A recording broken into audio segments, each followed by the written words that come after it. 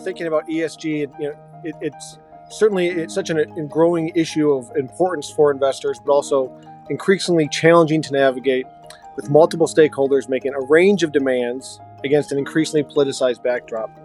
And, in writing this article, we really wanted to give readers a sense of the current issues impacting asset managers and how we at Grant Thornton help clients. So, with that in mind, a number of things bubbled up as we were thinking about steps firms can take in this current environment. I think that starts with, understanding stakeholder expectations, whether it be investors, employees, the board, or even local communities. Having a sense of what are the ESG issues that they care about, and then how does that align with the firm's overall investment process? And then from there, thinking about integrating ESG into the investment process. We're seeing funds of all stripes, integrating ESG, and that's coming in the form of investment screening, engagement, due diligence, what have you. And whatever process your fund may take, I think making sure that you're finding one that really aligns with your actual ESG ambitions is super important, because you don't want to go down the road with a process that you really can't support.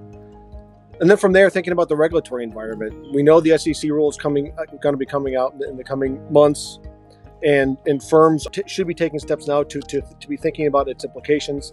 And for those asset managers operating on a global basis, thinking about how regulations in other jurisdictions align to the SEC rules is super important.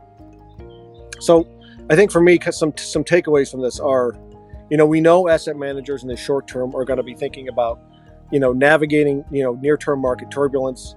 But at the same time, ESG is simply not going away. A recent Grant Thornton survey of CFOs said that 37% of CFOs are getting pressure from their investors to move forward on ESG. So again, this is simply not an issue that's not going away.